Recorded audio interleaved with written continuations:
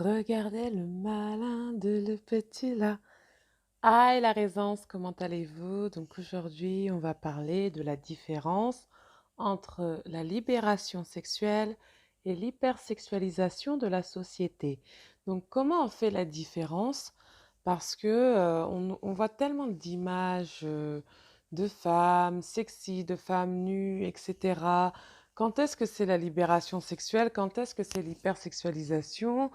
Nous-mêmes, est-ce qu'on est dans la libération sexuelle, dans l'hypersexualisation? Donc tout ça, je vais vous l'expliquer afin que vous soyez une femme libérée sexuellement, mais que vous ne soyez pas hypersexualisée. Allez, c'est parti pour la sauce. Dans la sauce, le piment dans la sauce, les condiments dans la sauce, le plantain dans la La libération sauce. sexuelle, c'est l'opposé de l'hypersexualisation. Alors que la libération sexuelle, elle libère, eh ben, l'hypersexualisation, elle va enfermer dans des codes. Elle va enfermer parce que c'est bien sûr le patriarcat. Alors que la libération sexuelle, elle a été pensée par et pour les femmes. La libération sexuelle, c'est les femmes qui peuvent disposer de leur corps. C'est-à-dire qu'il fut un temps où la femme dépendait des lois de l'Église, de son mari, de son père, de toute autre chose, de tout autre homme, si je peux dire. Elle dépendait de toute autre personne, de toute autre autorité, sauf d'elle-même.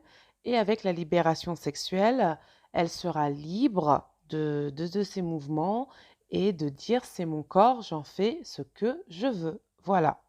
La libération sexuelle, c'est aussi la libération de la parole des femmes autour de tout ce qui est sexualité, c'est-à-dire autour du consentement. Il faut savoir qu'il fut un temps où la femme mariée devait accomplir un devoir, le devoir conjugal. Donc elle devait accepter d'avoir des relations sexuelles avec son conjoint, même si elle ne le voulait pas. Alors que maintenant, justement, la femme peut dire oui ou non.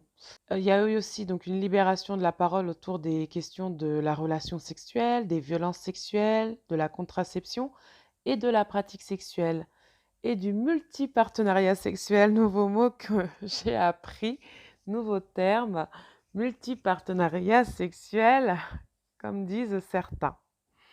Donc, avec la libération sexuelle, la sexualité n'est plus liée à la reproduction. On fait du sexe pour le plaisir, pour le bien-être et plus pour faire des bébés. Ce qui est mis au centre de la libération sexuelle, c'est le plaisir de la femme, un plaisir qui est indépendant de celui des hommes. On parle d'orgasme féminin, tout ça, ce sont des termes qui sont assez récents.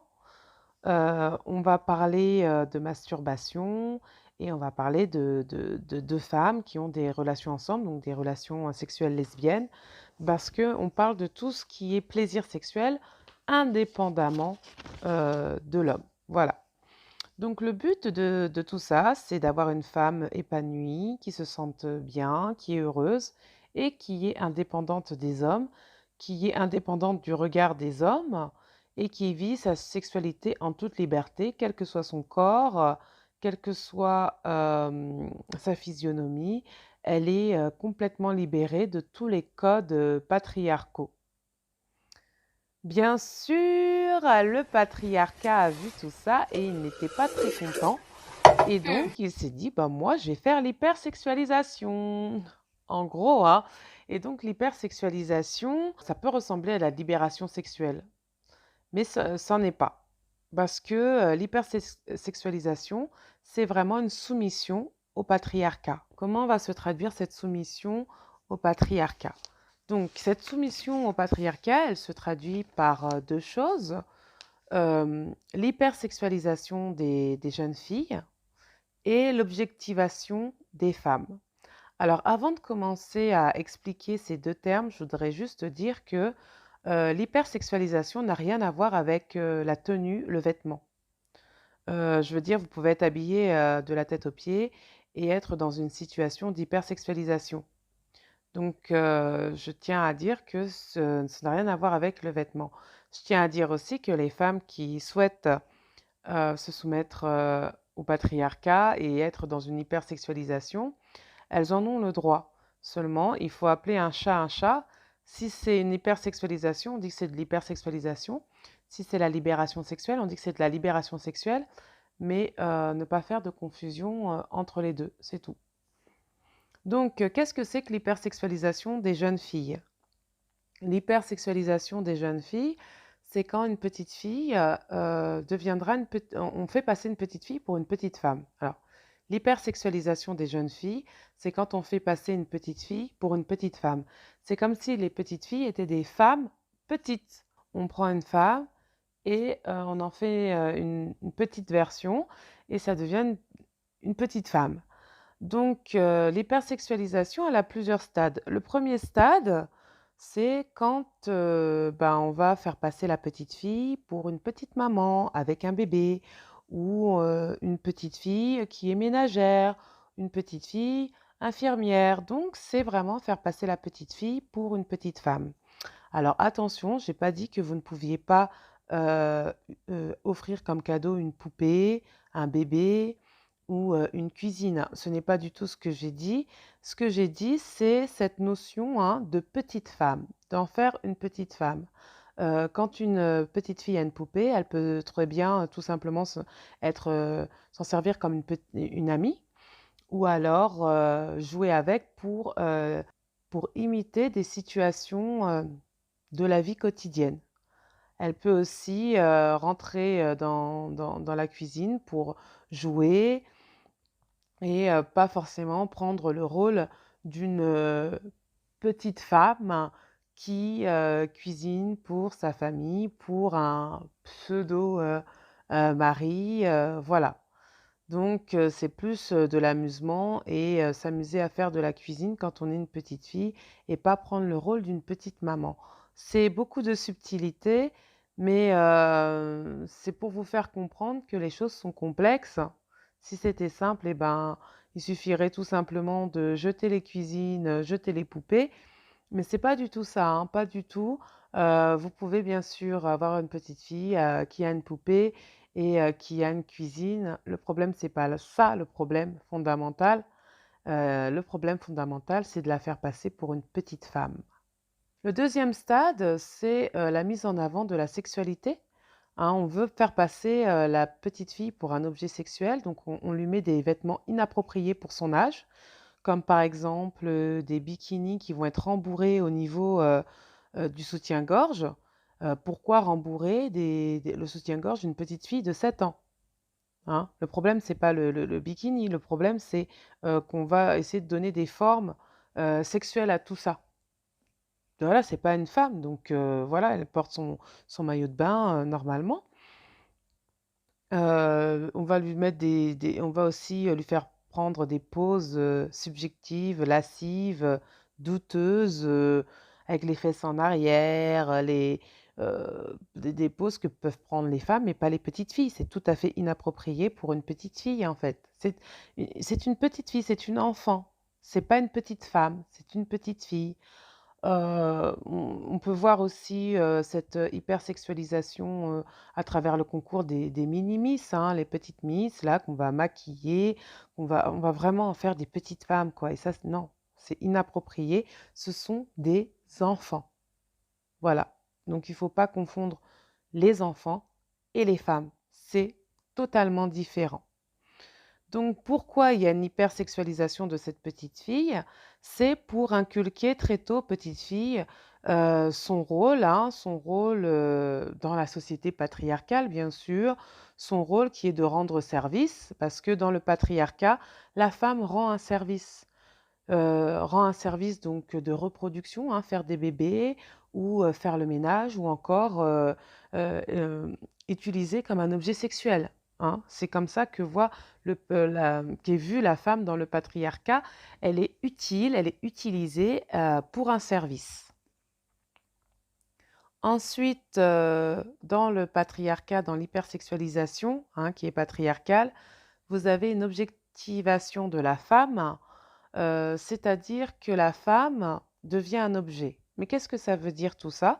Ça veut dire que la femme perd son humanité. Elle devient un objet. Un objet, c'est pas humain. Elle perd son humanité, elle perd son individualité, sa particularité. Donc, il y a plusieurs manières de lui faire perdre cette humanité. Déjà, la première manière, c'est la perte du visage, c'est-à-dire que vous allez avoir des images où la femme n'a pas de visage. On prend des photos au-dessus de la poitrine, en dessous de la culotte. Elle n'a plus de visage. Voilà, elle n'a plus de visage.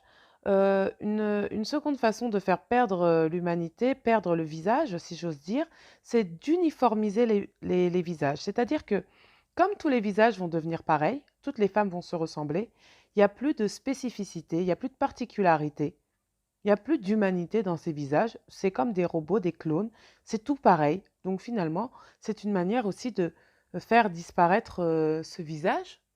Une autre façon de faire disparaître ce visage aussi, c'est de lui enlever toute émotion.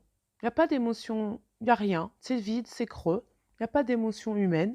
On fait aussi disparaître le visage.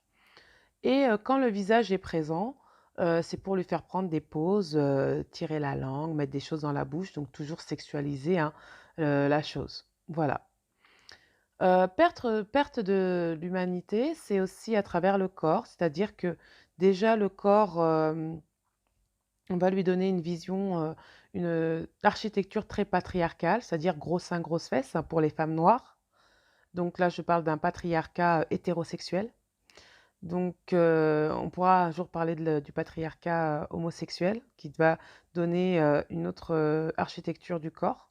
Mais le patriarcat hétérosexuel va grossir les seins, grossir les fesses, hein, seins, fesses, et le reste sera très fin, très maigre.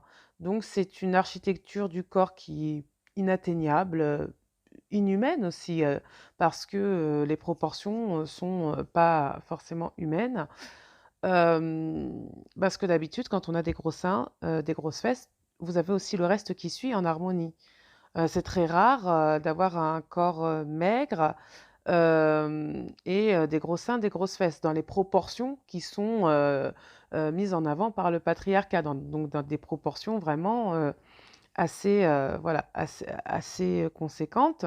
Les corps sont tout simplement inatteignables. Souvent, il vous faut faire, de la chirurgie esthétique pour correspondre, à ces critères de beauté inatteignables et en plus d'être inatteignables, ils sont uniformes. C'est-à-dire qu'on va imposer à ce que toutes les femmes rentrent dans ce moule et si vous ne rentrez pas dans ce moule et ben, on va vous complexer. Vous ne serez pas assez ci, pas assez ça, on va vous complexer jusqu'à ce que vous fassiez, les transformations nécessaires pour rentrer dans le moule, pour, rentrer dans la prison dans lequel le patriarcat veut vous faire, rentrer. Parce que c'est bien une prison, hein, vous n'êtes pas, libérés. Contrairement à la libération sexuelle où toutes les femmes, tous les corps s'expriment, heu, on est heureuse d'avoir son corps, hein, quel que soit son corps. Dans les normes patriarcales, évidemment, vous êtes enfermés dans votre prison et vous avez interdiction d'en sortir, sous peine, ben, d'être raillé, moqué, humilié. Donc le message de tout ça, de cette hypersexualisation, c'est de dire à la femme: «Femme, tu dois être à mon service, hein, service sexuel, service de reproduction ou service, comment dire, de ménagère qui prend soin de moi». Voilà. Sinon, ben, pour le patriarcat, vous ne servez à rien quand vous ne rentrez pas dans cette notion de service. La femme doit rendre service et donc voilà, la différence entre l'hypersexualisation et la libération sexuelle, c'est que la libération sexuelle est pensée par et pour les femmes et elle libère, on se sent bien dans son corps, on apprend à accepter son corps. Dans l'hypersexualisation, on est enfermé dans un corps patriarcal, gros seins, grosses fesses et le reste doit être inexistant, hein. Vous voyez rarement, des gros mollets ou des gros genoux, hein, c'est toujours, gros seins, grosses fesses et dans le but que vous soyez, au service des hommes, bien sûr, toujours à leur service. Donc c'est comme ça que vous pouvez faire la différence entre une image, patriarcale, une image, qui correspond à la libération sexuelle. C'est vraiment, cette image patriarcale, c'est l'enfermement dans un seul type de corps un corps qui est censé plaire aux hommes, donc gros seins, grosses fesses, un corps où, il y a une disparition du visage, donc j'ai expliqué comment le visage disparaissait et quand il est présent évidemment, c'est dans un but, sexuel, hein, les choses dans la bouche, l'attitude, gnu gnu voilà, voilà, vous connaissez. Donc j'espère que cette vidéo vous servira. Cette vidéo, c'est pas pour faire, voilà, pour, fustiger, qui que ce soit. Encore une fois, cette, vidéo, c'est pour, informer, pour que vous puissiez, faire la différence, pour celles qui ont envie de faire la différence. Si vous n'avez pas envie de faire la différence et ben, vous n'êtes pas obligé de faire la différence et c'est pour, réfléchir sur la condition des femmes. Encore une fois, c'est une vidéo, qui est assez courte. Tout n'est pas dit dans cette, vidéo, hein. Il y aurait encore beaucoup, beaucoup de choses, à rajouter, mais j'ai essayé de dire, l'essentiel, pour avoir un savoir, d'afroféminisme, ceinture noire, 5e dan. D'accord? Et donc, je vous souhaite, une, très bonne, journée La Résence et j'espère que c'est des choses qui vous feront réfléchir et qui vont, vous donner du pouvoir sur votre